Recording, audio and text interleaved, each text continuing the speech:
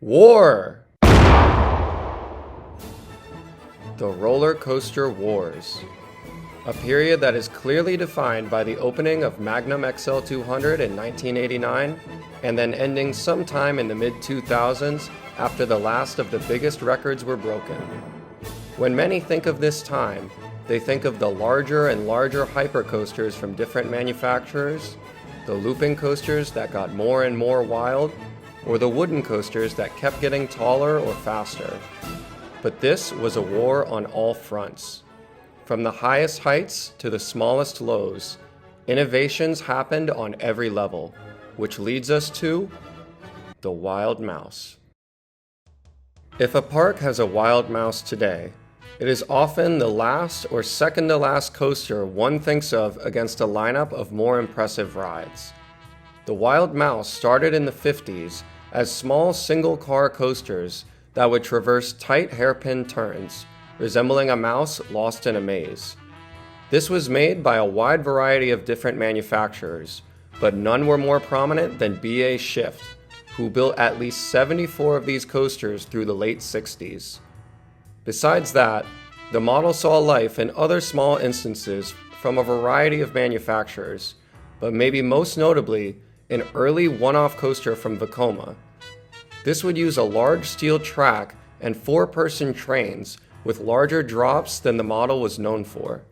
But everything would change as the roller coaster wars were really heating up, as the wild mouse would suddenly explode in popularity from 1996 to 2002 from a host of different manufacturers.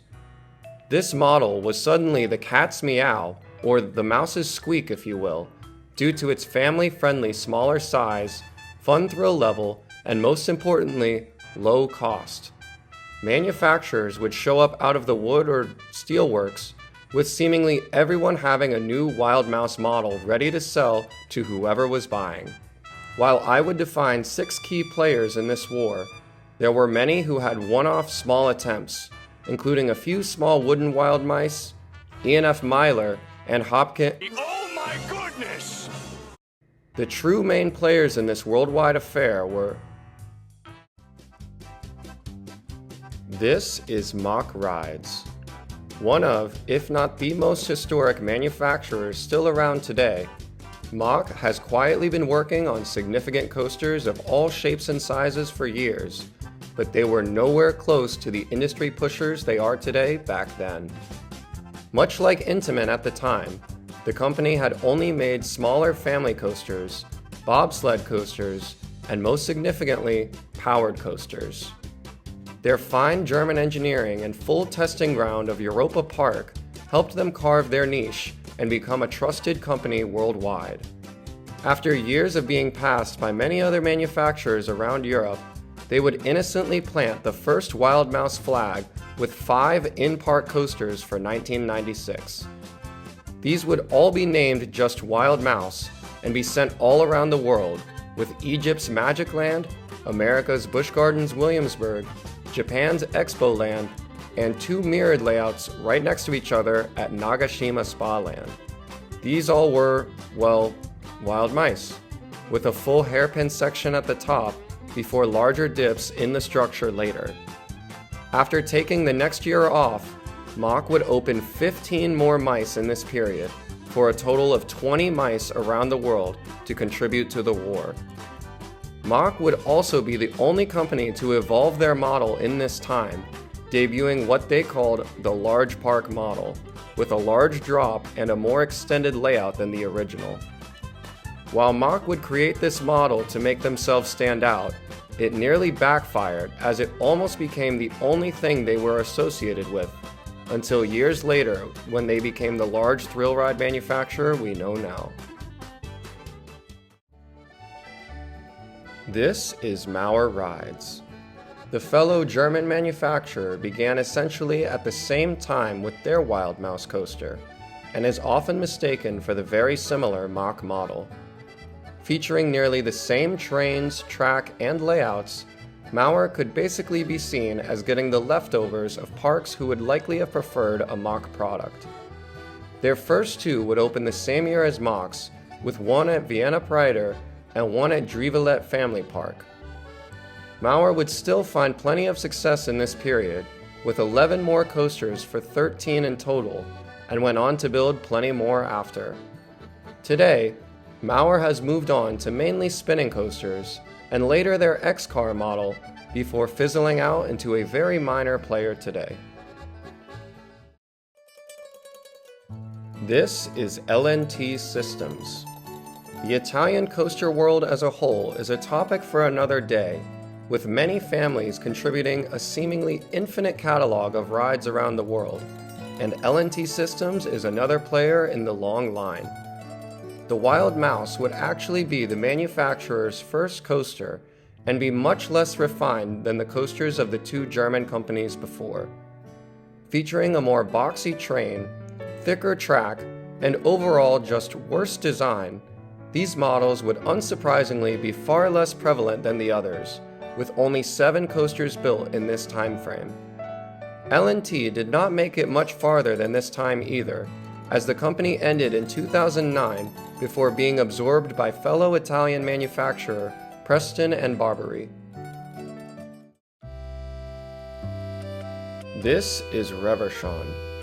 This French manufacturer had built just one family coaster years before, but came onto the scene in a big way with their first contribution, Crazy Mouse, at Dinosaur Beach in New Jersey.